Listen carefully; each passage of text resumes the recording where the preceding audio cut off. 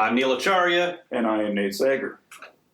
Before we start today's podcast, we just want to send a special bit of recognition and congratulations to Damon Fairless, who was on the show in Season 2, Episode 3, regarding his book, Mad Blood Stirring. He was on the short list for the Edna Stabler Award, and he didn't win, but congratulations nonetheless. Indeed. It was a pleasant surprise to be at work and edit a story about this award that's actually presented by Wilfrid Laurier University. It's an award for creative nonfiction writing, and indeed Damon's book, which was about sort of pathologies and violence, was on the short list. The winner was an author named Kate Harris for her book, Lands of Lost Borders, Out of Bounds on the Silk Road, which is about a 10,000 kilometer bicycle journey through Asia. So, obviously some great competition, and congratulations for Damon. And I guess it's a little validation for us that we had him on, because it was a little far afield from the usual sports that we, do. Mad Blood Stirring by Damon Fairless. Check it out if you haven't already, and check out the podcast if you didn't listen to that one. Season 2, Episode 3. There you go. Well, now let us quickly start into our topic at hand. Our guest today is Sean Fitz-Gerald, who will be talking about his book, Before the Lights Go Out, A Season Inside a Game Worth Saving. The puck will drop on the 103rd NHL season on October 2nd. Corporations will pay big bucks for premium seating. Networks will dial up the hype. Fantasy rosters will be drafted, and parents and children will watch on TV or stream games on their phone or tablets. No, I'm not reading an ad. Of these children watching, how many of them will have a realistic chance of getting to the show? Not many to begin with. But even less will have a chance with parents that don't have the means, and that's increasingly becoming a problem. Google the cost of minor hockey in Canada. Just go ahead, check it out right now, see what you see. Well, not if you're driving. What you'll find is story after story from major media outlets of how kids are being priced out of the game. On the first page alone, the oldest story on the matter is a decade old. So this problem has been in existence for a long time. If you want further background, go and listen to our episode with Carl Subban, a man who many would say has a pretty damn good job as an educator with the Toronto District School Board. And he still went without, in a lot of ways, to get his three sons from minor hockey to the pros. This, along with several factors, including lack of appeal to new Canadians, has put Canadian hockey at a crossroads, and it's approaching a state of crisis with stagnating registration numbers, according to journalist Sean Fitz-Gerald. Fitz-Gerald was a sports writer for the Toronto Star before transitioning to media startup The Athletic, where he's currently a senior national writer. He recently completed When the Lights Go Out, A Season Inside a Game Worth Saving, and he did that through a series of interweaving narratives, and in that, he basically tries to explain who gets to play hockey and why. Nate? Indeed. To read all, I think the cost of hockey is a constant sort of, chattering class topic, and a very real one, too, for parents. And it sometimes comes down to, here we have what is our co-national sport with lacrosse. And, here so many people our age who now have young children think, oh, gosh, I hope my kids don't want to play hockey. And that's, not a good thing for a nation. I've certainly heard that. You're right. And, cost is the one thing people point to, but there's so many other things in terms of just, the barriers to fitting in and understanding it. And I think sometimes there's maybe even a little bit of that sort of middle-class guilt. Do I want to put my kid into something that's so loaded with the elitism of the exurbs and sort of this stale donuts and coffee kind of nationalism? Yet, among our major team sports, speaking as someone who kind of sampled them all at a very basic level, being able to get out on the ice and skate and pass and shoot is just this matchless experience in terms of moving, like Roy McGregor wrote in his, classic novel, The Last Season. Only hockey has it all. The basic skill level required, strength, quick thought, imagination, body contact, conquest. And then you think of the connections that, as a Canadian, that you develop if you were ever in hockey. When I think of almost every enduring friendship I've had that formed in young adulthood or, on into my 30s, including the one with Neil who's across the table, there's a hockey tie in every one of them. I met someone and we got each other because, we had a background of the game or appreciation of it that went maybe just beyond, being in a hockey pool or watching games on Saturday night. There was, it was somebody he could go to a Halifax Mooseheads game, and I was going to journalism school in Halifax, or someone who wanted to go watch university hockey at U of T on a Saturday night in January. And then not everyone is always going to need specifically that in their life, but having that access to hockey, it is a community builder. I think is something Sean talks about, but it's something that's starting to fray and fragment and get away from us. And it is bad for the game when affluence dictates access to what is our, first choice sport in Canada, which, I guess is a potential way of me saying I don't like the OHL as much now that it's such a rich kid sport. But as Sean goes into detail, like this is the people at the, the gatekeepers, Hockey Canada, they're starting to, realize this and maybe panic a little. But it takes a lot to change institutional thinking. It takes a lot for a parent to get away from what they grew up with and passing it on to their kid. When you've had that front runner status, it's tough to go from, go back to be the hustler. And there's some points in this book where I just found it hard to ward off, despair reading about some of these initiatives to engage new Canadians in hockey just fell flat in a way that rated that sarcastic Letterkenny response. Nice execution, you're doing terrific. But Sean, really goes into detail, exhaustive and no doubt exhausting amount of work about the challenges that all these people are facing, and the people who have economic and emotional equities, built up into the sport, and true to Sean's form, as in my mind, the best pure sports reporter in Canada. This is a work of book length journalism that I think not only tells you what's happening, but what it felt like, and why should I care about it. While I'm sitting there on my couch reading it, flaked out on the futon on Sunday afternoon with my attention going between the page and cursing out Kirk Cousins while watching the Vikings. So he has our gratitude. So I'm glad to have Sean with us. Absolutely. And coming up after the break, Sean Fitz-Gerald.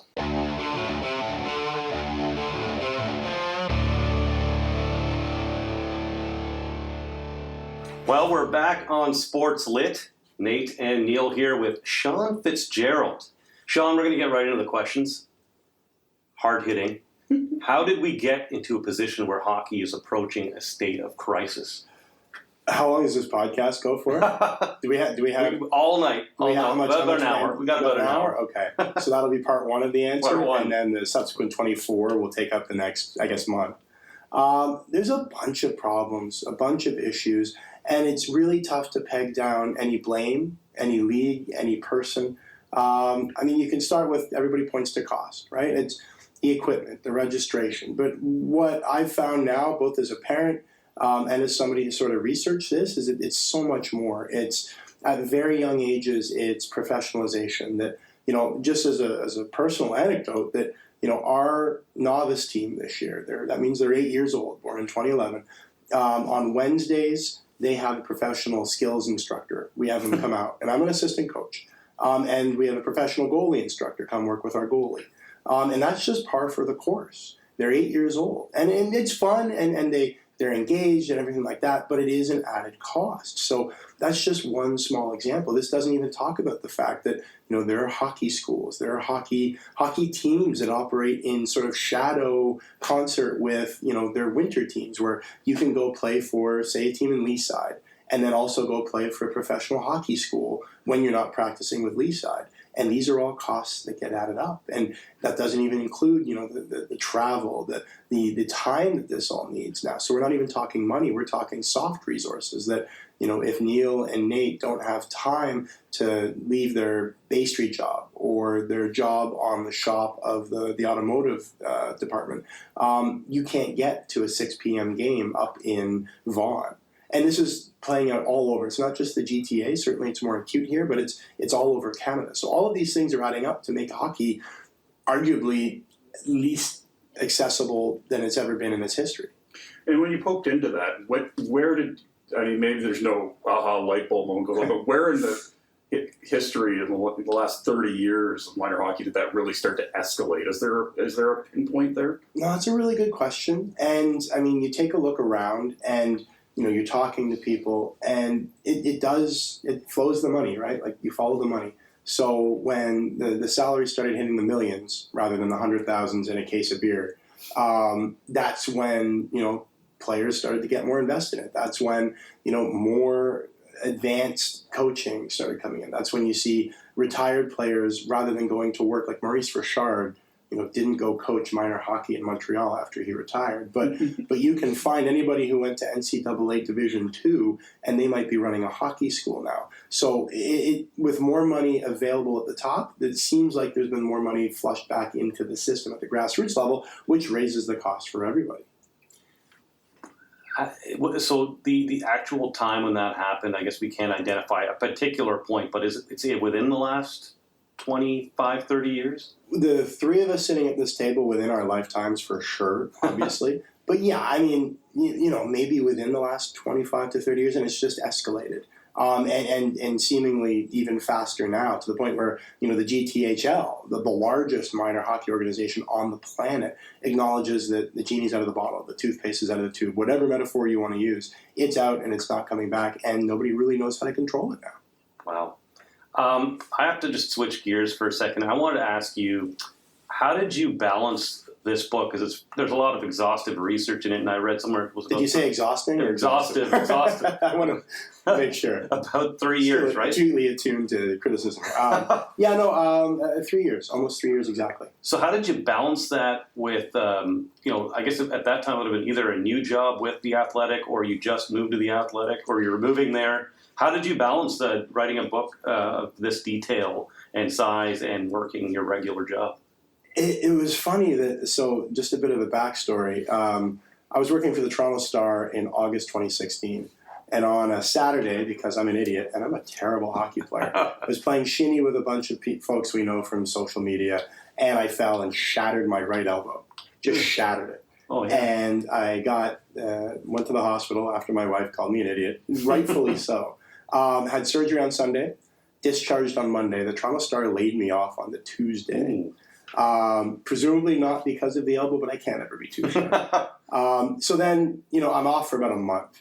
And when I come back and you have the lunch meetings, the coffee meetings, the what am I going to do with the rest of my life sort of conversations. On a Monday, an editor that I knew from National Post, worked at McClelland Stewart, said, "Hey, you want to meet for beers?" I'm like, well, I don't have a job, so I like beer. And then honestly, it was like that Thursday or Friday, I got an email from San Francisco saying, "Hey, what do you think about this?" So it was within the same week, within the same time. So the balancing is, working for a startup and working for a digital startup, we don't have an office. So you're able to communicate with writers and with everybody on Slack. I'm able to do interviews on my cell phone from anywhere. So what I do is, because so much of this is based in Peterborough, I would work in the food court of the Lansdowne Place Mall using, and thank you very much to BMO and H&M for their free food court Wi-Fi. So I would do interviews in my car. I remember clearly, I did a story on JVR, James Van Riemsdyk, his green mouth guard, and how he chewed on it. It was never in his mouth. Yeah. I talked to dentists, I talked to former teammates, I talked to NHL alumni, and I talked to them all in my car, which was parked outside the food court at Lansdowne, and I would go inside and transcribe, and then I would start writing, and then I would go to a Pete's practice or a Pete's meeting or a Pete's whatever, or speak to an interview. I had interviews lined up in Peterborough, and then come back to the food court and write it and file it probably just before closing, and then drive home to Toronto, and I would repeat that a couple times every week. And the other thing is that, I'm married with 2 kids, and I coach my kids' sports teams. So I might coach a game and a practice on a Saturday and then drive to Peterborough or Owen Sound or Buffalo, or catch a flight to Ottawa or Saskatoon or Chicago. So it was a lot of coffee, a lot of peanut M&Ms, sometimes in concert. So I'm still working off the after effects of that. And, multitasking life, and in some ways, if I might say so, multitasking book. How did you sort of come to the decision to sort of have this itinerant narrative where you're sort of, one chapter you're really, embedded with the Peterborough Petes, and be fascinated to find out how you went about approaching them. And then the next you're describing these irate minor hocky parents. I don't want my kid playing on half ice. Jordan Ginsburg, who's the editor, he's sort of established my favorite phrase for it. It's kaleidoscopic. a kaleidoscopic view, because we were talking about hockey in Canada, right? Like, it's massive. Like, it is just enormous. Yeah, I mean, registration's flatlining at the grassroots level. You can take a look at TV ratings. You can take a look at any metric and say, this is the issue with minor hockey. This is the issue with hockey. But it is massive. And at a certain point, we realized, yeah, we're going to use the Pete's as the narrative spine and explore a lot of the issues that we're talking about through the Pete's. But you can't keep it on a single narrative. It's just too massive. Plus, I wanted to talk to Roch Carrier. I wanted to talk to a bunch of different people and hear what they had to say. So to try and blend it in with a theme, to sort of take you in here and say, look, here's what the Peterborough Petes are, the challenges they're facing as it relates to the themes we're talking about elsewhere in the book, but also, like, here's Roch Carrier and Nelson Reese, who are, an artist and a politician who, I mean, arguably within the last 30 years helped to do more to shape the way we view the game, both from an artistic and a legal standpoint than any two Canadians. So to get them all blended in, I mean, maybe it was a blender. That was the choice that Jordan suggested, that, you bounce around and try and take you to all the interesting points you can. Getting behind the scenes or getting in with any team, especially a hockey team, I'm imagining you got to earn trust somehow. How did you manage to get in with the Petes in the way you did? Burton Lee is the business manager, sort of the Uber business person there now. And I reached out to him, to have a coffee. I'd worked with, I'd done some junior hockey things, and I had a couple of people maybe send me an email saying, hey, this person isn't strictly speaking, somebody you have to worry about. Like, they're a journalist, they're not, I don't know what the word would be, but put in a good word for me, I think. And sat down with Burton, and he was fabulous. He's a very smart guy. And we sat down, and I'm like, I would love to, follow this team for a year. And here's why. That, I love hockey. This isn't going to be a hit piece, but I want to see, how all these things manifest themselves in, a hockey town. Like the Petes, when you closed your eyes and thought about hockey in this country for a long time, it was the Petes. Like the people that they have put into the NHL. There's so many, I mean, Nate would know this, you would know this. So many people, it's the Peterborough Mafia. And when you close your eyes and you're like, where might Tom Cochrane have been singing about when he sang Big League? It could have been Peterborough. Like, everybody in Peterborough has a tie to the Petes. And if you're going to explore Canada's game, why not go to one of the cities? And I know Peterborough is not the only one, but it's certainly one of them, where a town is inextricably linked to a hockey team. And that's where we started. And all I ever promised was that I would tell the story of this season truthfully and honestly, and he opened the doors. Why is Peterborough struggling or on I guess on a downturn or in demise? What's gone on with them compared to, let's say, Erie or Saginaw? How does that relate to this story of hockey in crisis? Yeah, it's not a perfect parallel, but I mean, you look at hockey, and I'm talking on a macro existential level in Canada, that hockey for years, its marketing plan was, let's open the door and everybody will come in and play hockey, because of course they will. It's a cold country. It's miserable. So what else are you going to do, right? Like, for years and years, what are you going to do? Like, you're going to go sit out in the snow, or you want to come inside, have your parents drink some terrible arena coffee, and you go play hockey? Or maybe you go outside, just like Roch Carrier wrote about. And that's what it was for years and years and years. So the Petes, for years and years and years, said, well, look, we have some of the brightest hockey minds in the history of the game, like Scotty Bowman, Roger Nielsen, Dick Todd. Like, come on in. Like, what else are you going to do in Peterborough in the middle of winter? You're going to come watch us. So they sort of sat, I don't want to say they sat on their laurels, but certainly they weren't acutely attuned to emerging business trends, let's say. So Peterborough is kind of a conservative town in its own way. And I don't mean conservative politically necessarily. I mean that they're deliberate. Let's say they're very deliberate before they make changes. So, whereas hockey didn't move forward to say we need to be more proactive in getting new Canadians and encouraging more girls and getting more rinks publicly funded, to now where it's professional and it's really expensive. So too did the Petes. And Peterborough, not build a new arena, not build the infrastructure in which the Petes could have thrived. So, whereas in Peterborough, they voted for $13 million to, fix almost a literal barn and put in a couple of suites. Down in Oshawa, they built a brand new arena, and now they have a bunch of fancy new banners to go with it. In Windsor, they built a fancy new arena, and it's fabulous. In Barrie, they have a reasonably new arena, and it's fabulous. And in Peterborough, you still play with boards that are actually square. And they're a community-owned team. Is that's the other interesting thing, and it's not even really community-owned like you think the Green Bay Packers are community-owned, that everybody has share prices, or the Saskatchewan Roughriders are community-owned. This is owned by 5 volunteers from the community. So to join the board, you put $1 in, and when you leave the board, you take $1 out. And in between, you don't take any money out. They are legally, if the Petes were to start hemorrhaging $10 million a year, they're legally on the hook for it. Those 5 guys, and they're not billionaires. They're a local high school principal. They're Dave Pogue is the president, the chair, and he ran a trucking company and has a bunch of real estate holdings and working in radio. But he's comfortable, but he's not like billionaire comfortable. So yeah, they're owned by a consortium of well-meaning community members who want the best for the team, but yeah, they don't have the money to splash out, for a brand new weight room out of their own pocket. I'm going to switch gears again. Hope you don't mind. Kaleidoscopic interview. That's a fancy term for it. Did writing this book change the way you view the game at all levels? Yeah, so I played like a really terrible house league hockey in Burlington. Like really terrible. Like I embarrassed the game, my family name, everything. So the way it really started to evolve for me is we have 2 kids now, 8 and 4. Brendan's the eldest at 8, and Molly's 4. Brendan started playing house league hockey and started playing select hockey, which in Toronto basically is kind of rep at a ridiculously young age, like 6. You're playing travel games and that sort of thing. And so it was going into the arena and thinking, well, I'll just tie his skates and throw him out there, and he's going to have fun, and whatever happens may.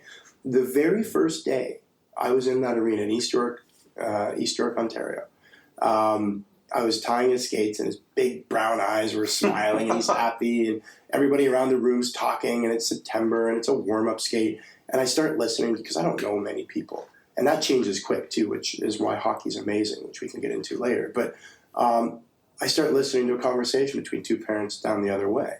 And, 2 dads were talking about, what'd you do over the summer? Oh, we went to this cottage. What'd you do? They could have gone to Mars. It doesn't matter. But what it was it was an entree to, well, no, we took little Jimmy to Ryerson because they have that skating treadmill where they have professional coaches who break down little Jimmy's stride. And if he's, choppy, like he's on top shelf or whatever, then they can lengthen out the stride. It's like, oh, yeah, no, I took little Bobby to this other camp. And, for a week they work on, skills, then power skating, then small area games. And I'm looking. I'm like, my kid at this age, he still wets his bed at least once a week, right? Like, I haven't put him on a treadmill at all. Yeah. So that's when it really started. That's when it really started changing, and now we're a few years in, and every year something else really unexpected or crazy happens that you're like, they're still 8 years old, but once they get the gear on, you're like, well, of course, what's he doing? His stride's terrible. Like, why isn't he doing that inside edge work better? Like all of these things. I'm not saying I do that with my kids. That's what people are looking at now. It really is something that I never would have expected had I not had kids in hockey. And my 4-year-old daughter is starting hockey school next month. I think you told TVO, I think your son has like a Fitbit. He does. He has a Fitbit. He is athletic. He is everything I'm not. He has great hair. And he's like, I don't sweat. It's a medical thing. I don't have sweat glands. So in the summer I become a hermit. He is indestructible. Like his mom, my wife is from India, and she took them back in January for a family reunion, and I stayed safely here, mostly because I still have the book to edit, but also because had I gone, I would have died. So he can run, he can skate, he can do all of those things forever and ever in a day, and he adores it. Like we have pictures of him at tournaments. We have pictures of him. I enrolled him just to see what it was like at the Peterborough Pete's winter hockey camp one year, and when they're bag skating the kids, he's out there smiling like an idiot. Like he loves hockey. He loves everything about it. So he's honestly been the way that I viewed a lot of these issues at the grassroots level, both as a parent and I try to watch it through his eyes as well. Yeah, well, but for me, one chilling phrase when you said it, because it's like, wow, he nailed it. I think it was like, you said something like parents often help reinforce the structure of minor hockey. What are some like the pros and cons of that? I mean, parents, and I spoke to a lot of folks who have already been through this, whose children have played through maybe the GTHL or maybe even parallel age groups and skill levels outside of Ontario and Toronto. But the parent groups become your social network. So on one way, like it really is community building. Like you meet the butcher, the baker, the candlestick maker that you wouldn't have met, who are your neighbors through hockey. Like you really do. It sounds so cliche, but it really does sort of have the ability to pull tight the fabric of the community. But on the other hand, like we're all out there, and I like to think I'm rational about this. I mean, I wrote a book about it. But at the same time, like the last week of August, yeah, I was sending my 8-year-old kid to a hockey camp where they were on the ice 3 hours in the morning. They go to a CrossFit gym for an hour. Then they go have lunch, and then they're on the ice for 2 hours in the afternoon. That's borderline child abuse. But that's also, I mean, if you want to keep up and you want to make sure that he plays with his little friends and he can stay on that level so that he can go with them, whether it be AA, which is where they're trending at this moment, that as a parent, you just want him to be happy and you want to make sure, am I doing everything I can? So it does become a self-fulfilling prophecy. Your kid obviously wants to be out there. Are you seeing with these rep teams and guys, and parents you're hanging out with and seeing, are there situations where you can obviously tell the kids in there because the parent wants the kid to be in there? So we're booked through here until next week, is that correct? Yeah. Did we bring food that we can continue on? We've got more Fiji water. Perfect. So here's the challenge, and I consider this a victory. And I don't want to, like, this whole book isn't a personal anecdote, please don't get me wrong, but I'm just going to, because this one's the easiest to relay. My little guy, his regular season ended in February, March. We, as a coaching staff, made our own spring team. So most of the kids on the roster, we went and entered a couple of tournaments and we had a couple practices. And I consider it a massive victory that my 8-year-old was off the ice the second week of May and did not get back on the ice until the last week of August. Now, you'll think, well, hockey's kind of over in May, and why would you even think about it in August because hockey doesn't start until October? Well, you're wrong. Like, there are kids in his age group who play 3-on-3, who go to weekly shinny, who go to hockey camps, who play on summer teams all year round. And the rational brain thinks, well, of course they're going to burn out. Of course their little hips are going to be, burned out. Of course they're going to look like Alexei Ponikarovsky, who, the Leafs forward who looked like he'd always just gotten off riding a horse with John Wayne for 3 days straight, right? Like, of course all of these things are going to happen. But then you're like, well, my son's going to fall behind, or my daughter's going to fall behind. What am I doing? I'm a terrible parent.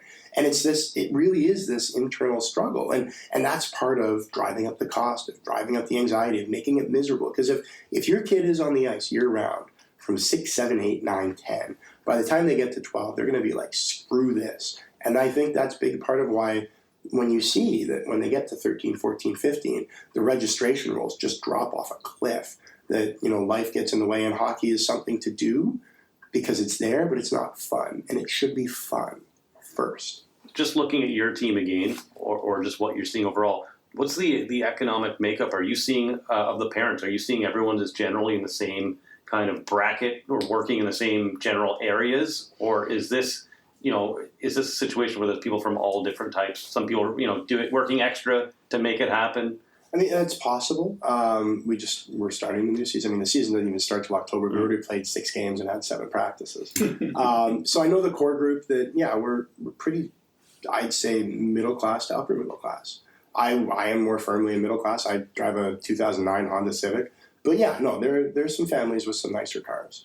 But I don't know the economic situation for all of them. But I do know that, when you go to the GTHL Top Prospects game, and that's the one where it's all the top minor midget players, the folks that you're going to look at for the OHL draft. I've been to that at Scotiabank Pond for part of this book and also for part of my day job at Scotiabank Pond. And you pull in and you're like, did I just pull into like a Range Rover dealership? Or like, there's a Porsche, or like, is somebody going to call the cops? It's like, ew, a Honda Civic's in the parking lot.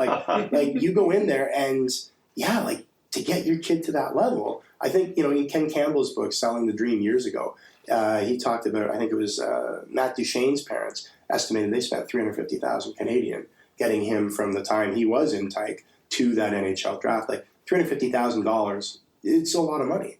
And you can see it. You can see how it's possible. Like, to sit here, you're like, that's crazy talk. But then when you're in it, it's like, remember I mentioned that week that, my eldest spent at hockey camp. That was $790. That's 1 week of 1 year of one season. in minor hockey. It's funny that you mentioned we're gonna talk about the Ken Campbell thing in a second here, but because of that point, I asked a few people I know in the industry that played in the NHL, a while back. They started in the '80s. I asked them, what do you think your parents paid to get you here? And most of the time, the answer was they didn't really know. Meaning that I took from that it was probably not that significant to the point where you would actually know, hey, we spent $300,000. Dave Poulin, who's a Notre Dame guy, he said that he played house league until he was 16, and they gave him equipment, I think, with the registration. So it just shows you maybe that's the dividing line right around there, maybe mid 80s, early 90s, whatever it is. Too, yeah. It's kind of but more on selling the dream. Yeah, exactly. You referenced the book, a good book I've written a few years ago, Jim Parcells and Ken Campbell, Selling the Dream. And just the stories like the family that lived on the houseboat so their son could play in the GTHL. I guess, is it fair to say that as long as the carrot of making Mitch Marner money's out there, there's no chance of decelerating that?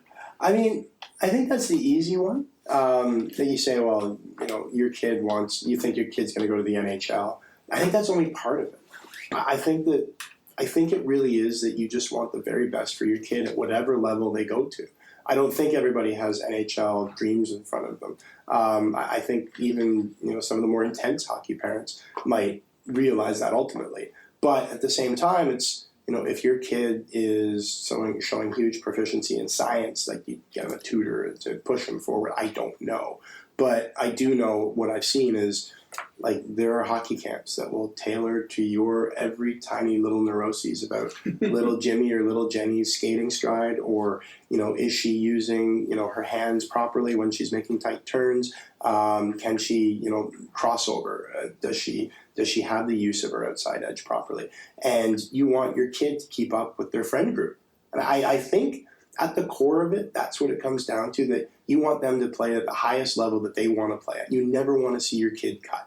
So for our team is the Tier 2 team in our minor hockey association. So our kids were all kids that nobody else wanted. Like they were all cut. And now here we are 3 years later, they're trending towards a AA team. Like they're playing lots of hockey. But you never, even at 5, and think about that, there were kids cut from a team at 5. You don't want to see them have to go through that. So I think that's what fuels it too, is you don't want to see your kid mopey or cry because they couldn't make a team that they want. Yeah. Anyways, that sort of segues into what we usually ask our guests to favor us with a little reading. And this is, I think the passage is when Half Ice came into the GTHL and people were just apoplectic about it. And you're describing a sports scientist named Stephen Norris, an Englishman, I believe. Yes. Right? Okay. He's very smart man. If you start right at the part where his name is first mentioned, talked about what happened when he explained to the room what we're kind of not doing quite right. Sure. Stephen Norris had intense eyes, a shaved head, and an English accent. He was a sports scientist who worked as a consultant with Hockey Canada, and he flew into Toronto from Calgary on short notice for the meeting. He was also not there to discuss the specifics of implementing the initiation program. Norris wanted to make sure every executive in that room fully understood the importance of changing how Canadians coach the game to their children. He lectured on the physiology of young players and how they develop at different speeds on and off the ice. He offered tips on how coaches can maximize their ice time, and he bemoaned the focus on games and results over practice and development. Even with just 2 lines, they're sitting on the bench for 50% of the time, he said. You turn up for an hour, and how long are you sitting on the bench? Occasionally, he would throw out a statistic designed to shock the audience. Canadians used to comprise about 98% of the players on NHL rosters, he said, but in the span of 25 years, that number had dropped below 51%. He gave the number a moment to breathe before he continued. This is disgraceful, he told the room, animated but not angry. If we were the board of directors of PepsiCo, we would all be fired, the entire community. Exactly. Wow. We've talked about economics and primarily, I guess, today, a little bit about the Pete's. Can you expand on, the numbers stagnating and the focus on perhaps bringing new Canadians into the mix to get hockey kick-started again if that's the right way to say it. Yeah, I mean, so the Canadian population is growing. It is. I mean, it's. I don't know what it is at this exact moment, but it's somewhere north of about 36 million or right around there at this point. So it's been going up. Hockey Canada's registration has been stagnating. So even if you have, a minor hockey association executive saying, "Look, we're holding firm. We have just as many kids today as we did 5 years ago," that's you're losing market share. Like, there are a bunch of people who are joining this country, and you are not capturing them, and that's a problem. So why? There are a bunch of different reasons. One is, gaming. Video games are more popular now than even when, our three wrinkled old butts were kids. You can play soccer year-round now in many more markets rather than just large urban centers. There are domes everywhere. Basketball is emerging. But, there's also just generally fewer children participating in active sports, and there's a lot of other things going on. But then you look at hockey specifically, and you're like, well, why wouldn't hockey be attractive? Like, this is, there's one section in there where it's Nelson Rees, who is the former MP from British Columbia, who grew up in the foothills south of Calgary, and Roch Carrier. And Roch Carrier was born in Saint-Justine, Quebec, and his family had been in Canada since the formation of the Canadian Shield. And Nelson Rees is the son of immigrants. And they describe, like, if you close your eyes and you think of the hockey sweater, the short story, close your eyes and you think about it, about going to church, dreaming of hockey, going to school, dreaming of hockey. Nelson Rees described that exact same childhood to me, growing up in Alberta as the son of immigrants, as Roch Carrier did in Quebec. Son of immigrants, hockey. That's what you did. It was accessible. It was the every person's sport. Certainly then it was open almost exclusively to males, but that's a separate issue. But it was accessible. And now there is like this strange language that you have to know that, your child is no longer born and, he's no longer 8 years old. He's born in 2011. You have to know that there are hockey schools to go to. You have to know registration times. You have to know that if you miss the registration window by a week, depending where you are, it might be full. Or, you might have terrible ice time. Or you might not be able to get to all the games or the practices because practices are at 4 and you work till 5. And, if you're new to Canada and you have no background in the game, whereas before maybe public skating was part of the gym class at the local school, like, do the shin pads go on before the socks? Do the pants go on before the shin pads? Like, all of these things require families and kids to cross a delta that they never really had to before. And in today's busy world, who has time? Who cares? What is Hockey Canada doing to try and curb this problem? A bunch of different things. They've funded a couple of programs. One is Try Hockey, which goes around, with two guys in a truck pulling a trailer full of gear. And this is partially funded by Hockey Canada, I should say. And they'll go to a school and they'll say, hey, all you grade 4s, who's playing organized hockey this year? And shockingly, maybe 7% of the kids on average will raise their hand. And then they'll get them on the ice that weekend and say, hey, look, here's 6 weeks, give it a try. I think Hockey Canada, one of the more impactful things in the long term is, we're looking at retention. So you don't want to get kids into hockey and then chase them away because, if you're a normal, well-adjusted parent, maybe you do have your kid get into hockey at novice for the first time. So they're 8. But they're going up against kids who've been playing select since 4 or 5. So obviously there's going to be a skill disparity there. So what Hockey Canada's done is the modified ice program. So this year at novice, just as an example, and this goes down to type 2, is the ice is divided into half. And on one half, and you're using both halves of the ice, 2 different games. On one half, you have the kids who've been playing forever since they were spermatozoa. And then you have the other kids who are learning at their own pace, playing against each other. And because it's smaller area games, there's more puck touches, there's more passing, there's more involvement, more engagement, more fun, like more shots. Goalies get more work. Everything is scaled down and it's better. So the kids who are learning at their own pace are more likely to stay with the game. That's the working theory.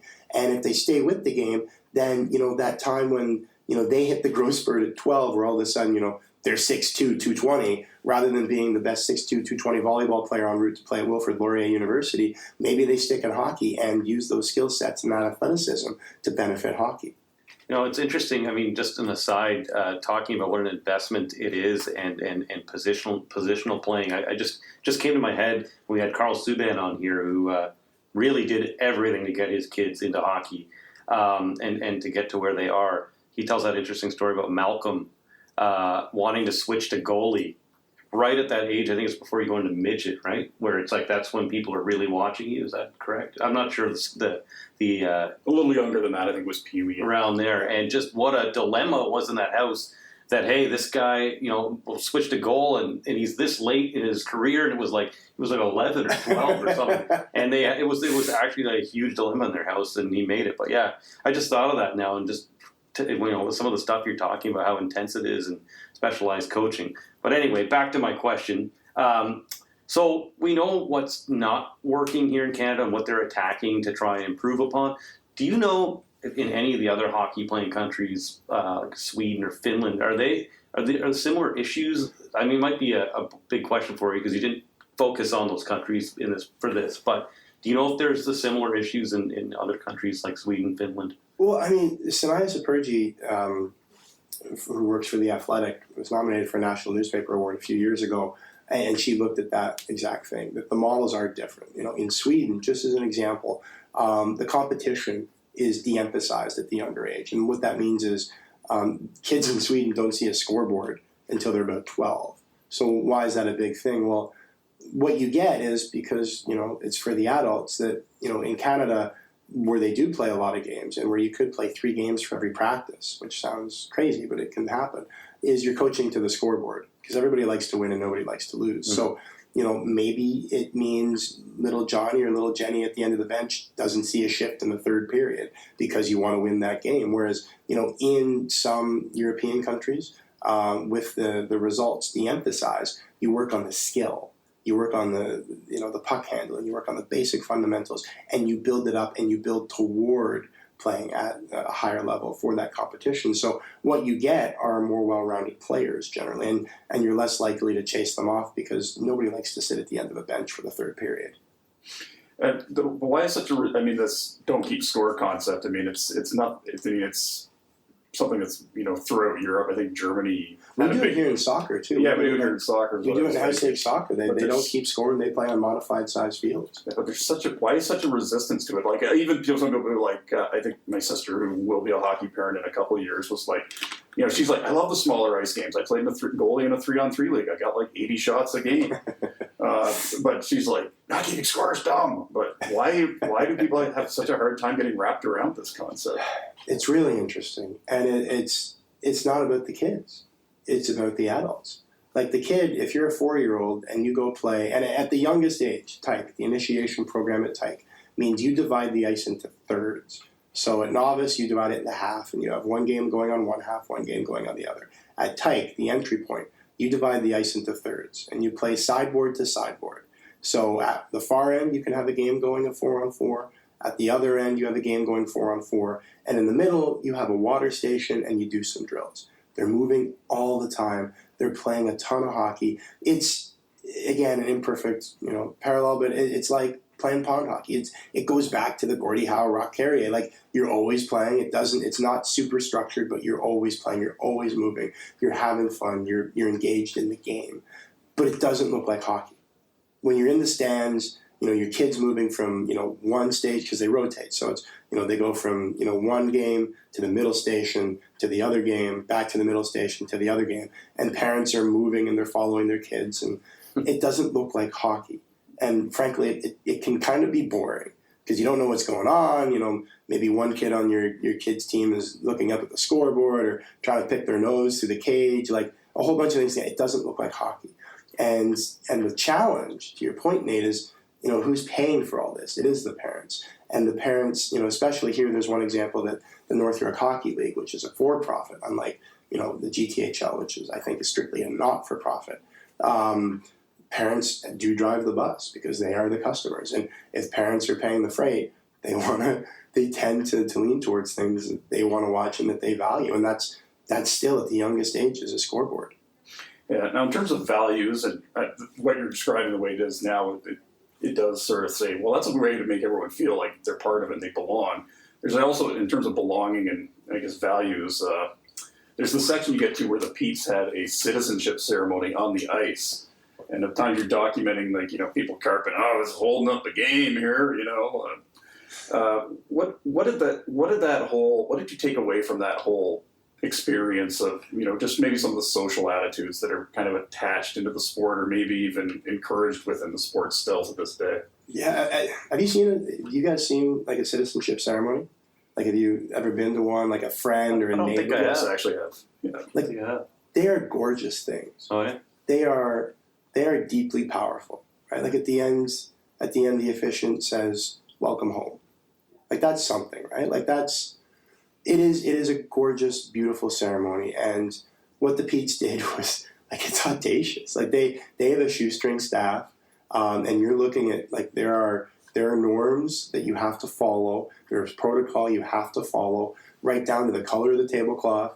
Like, it can't be red, it can't be blue, depending on which government, which party's in power. Because that would connotate, political. You have to get carpet on the ice. You have to get chairs on the ice. Some of the citizens who are being sworn in are a bit older, so they have walkers. And what if maybe one of the elderly citizens gets the walker caught in the carpet and flips over? Like, then you have a safety issue. All of these things that go into planning it. And the Petes, because in large part Burton Lee and Dave Pogue, the president, believe that they do have to do more active outreach to say hockey is for everyone. The Petes are for everyone in Peterborough. Please come out and have a look at it. They said, we're going to do this. And, in the beginning, there was the question of, what happens because of the climate we're in if, somebody says go home, somebody says boo, somebody says something horrible, and all of a sudden this beautiful, symbolic, not even symbolic, it was a real world gesture, becomes international headlines because Peterborough is the place where they booed immigrants off the ice. That didn't happen. In the bowl, it went on a long time. The speaker system didn't work as well as it should have, so it kind of crackled. There was a hockey game. The Leafs were playing on the concourse, so people were watching TV on the concourse, and not everybody was paying attention, but those who did applauded, and warmly so. But there were folks, and I probably burned a few calories running around because I wanted, you can't be everywhere at once, but I tried. I go spend 5 minutes listening in one place, 5 minutes eavesdropping in another place, just to sort of get a temperature of it. And yeah, up in the one place where they have scouts and hockey officials, hockey people, that's where you heard the grumbling of I gotta be in Rune Noranda in 2 days to watch this game. This is holding me up. I gotta beat the weather out. And there was one that said, why are we doing this? It's not like they're going to come back and watch the game. Why are we doing this? They don't care about hockey. So there is that entrenched old hockey. Yeah, you're going to pay lip service to hockey for everybody, but And I think that was a real instance of the conflict between the Petes, which are, they're trying to do things outside the box. So Burton Lee and Dave Pogue and that management group are doing smart things outside the box to reach new people. And they're coming up against the hockey institution that's, hockey's fine, just leave us alone. Are you now? This book is yet to be out in stores, right? This is September. It's coming out October 1st. No, 10 days. So have you given some of the Petes guys an advanced copy of this, or are they going to see it when it comes out? And what do you expect the reaction to be? Dave Pogue, I did hand deliver one of the advanced copies to Dave Pogue. I'm delivering a copy to Burton Lee. I got a few of the final products. I'm delivering one of those to him this week at some point. I haven't gotten feedback directly, but I do believe a few of them have RSVP'd to the book launch. So I'm going to take that as a good thing. Yeah, for sure. Yeah, I don't think they'd show up if they weren't. No, it's I'm not out to take a run at the Petes, specifically. I'm not out to say, oh, look at these guys, they're backwards, they're reprobate. No, because they're not. Mm. They are dealing with they're dealing as best they can with the hand that they're dealt. And that hand involves almost a literal barn. That hand involves working in a place that, is kind of off the beaten path now. That, this is the OHL. Nate and you guys would know that this is a big market game now. That, you look at Windsor, you look at, what it's become. You look at London. London plays in an NHL miniature rink, and it's not even that miniature anymore. So the Petes are, playing 1970s facilities in a 2019 game. So it's more of exploring how they're trying to combat that. Because it is kind of a parallel to now how you have volunteer minor hockey executives who are dealing with sometimes antiquated marketing or or outreach programs and how they're trying to adapt in a modern era. This is your first book, correct? Yes. So given that process, do you think you're going to take some time off now before our second one comes up, or do you have a second one in mind? I mean, this is the one I really wanted to write. Like this is one that, like, the idea, especially like the timing of it just came through. That, you know, I have always loved hockey. It's paid a significant portion of my mortgage over the years, indirectly. But especially since we became hockey parents, and you really start to look at the game and the fact that, you know, we live here in Toronto, and you take a look, you step into an arena, and I feel like I'm back in Burlington in 1985 and not Toronto in 2019, and you're like, why is this? And, you know, this opportunity allowed me to sort of explore that through the lens of a hockey town and how they're trying to do it, and the challenges that are facing them in reaching that. And I mean, there are some answers there. Phil McKee from the Ontario Hockey Federation has some interesting insight. Certainly, Tom Rennie at Hockey Canada has some interesting ideas, and Hockey Canada is trying to do interesting things. But the problem is as we talked off the top, hockey is so enormous in this country that, you know, the challenge in Halifax isn't the same challenge as in Saskatoon, isn't the same challenge certainly as in the GTA or the Lower Mainland. It's as enormous as the country is gigantic. Absolutely, and it's been carved into a whole bunch of different fiefdoms where, you know, I always assumed that Hockey Canada would say XYZ, and XYZ went through the giant turbine and it became XYZ on the grassroots level. But the communication is just, it's awful. It's appalling, actually, and everybody in it acknowledges that, you know, a communication from Hockey Canada, just say this modified ice program, communicating what modified ice looks like, you know, how do you create programming for tykes? Like, right down to, you know, minor hockey executives, or do we use goalies? Do we use nets? Where do we get the foam dividers? Like, can we use fireman hoses? Can we, like, all of these things, none of it was directly communicated. They said, Hockey Canada said, we're modifying the ice. And all the people who had to implement it had no handbook on how to implement it. So that was a big part of the tension of what's going on here. So that's just one thing that clearly makes a lot of sense. Modified ice is a no-brainer. It is brilliant.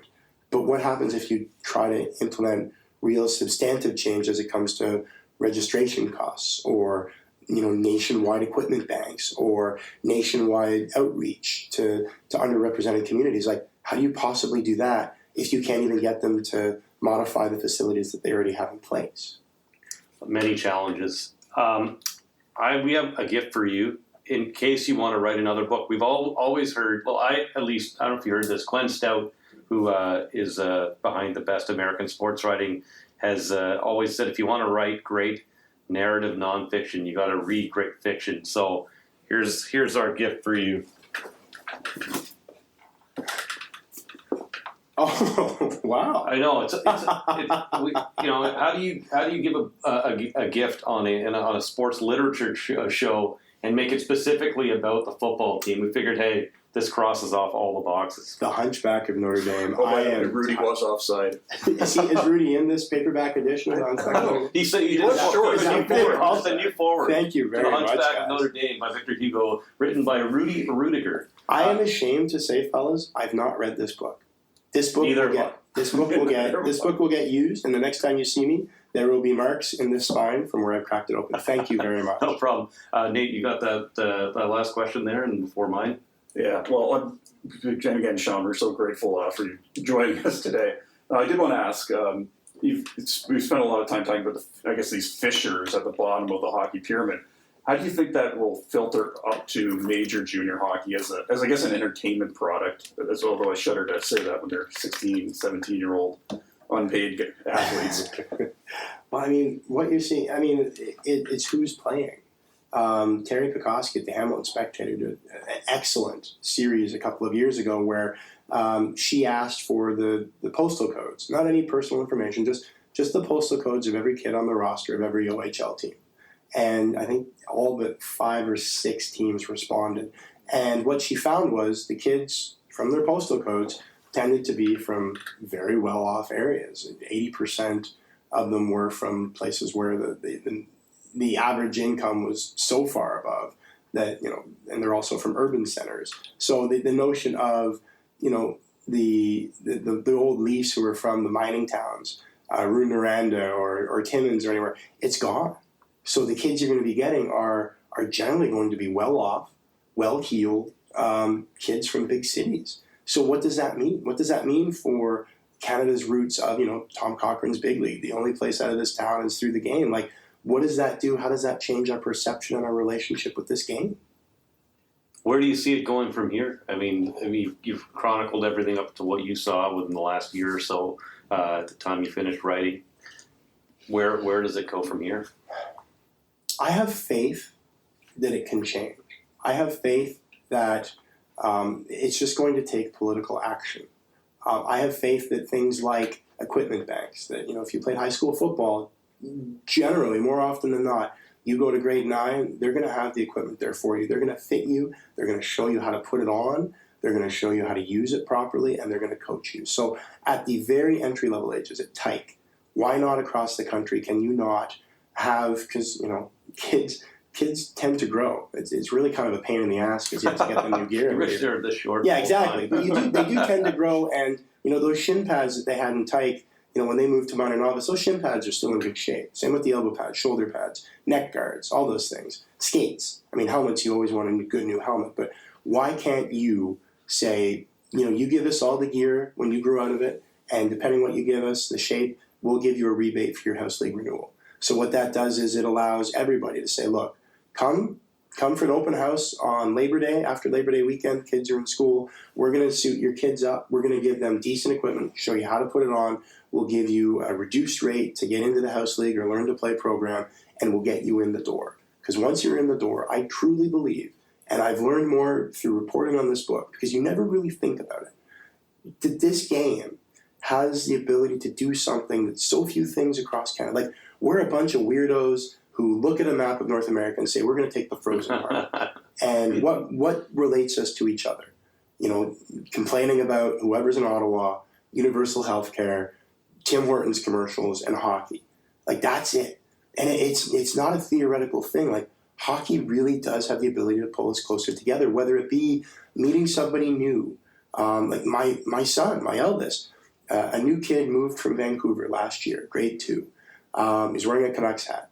Didn't know a soul in class. Within 3 days, they're best friends, trading hockey cards, talking about Elias Pettersson, talking about PK Subban, and now they're inseparable. But they had that entry point because they had the game that they shared. And that has the ability to do that for a lot of Canadians. And it's worth thinking about, and it's worth thinking of ways to preserve it. Sean, thank you very much for joining us. Is there anything you'd like to add? No, thank you guys very much for having me on. It was a lot of fun.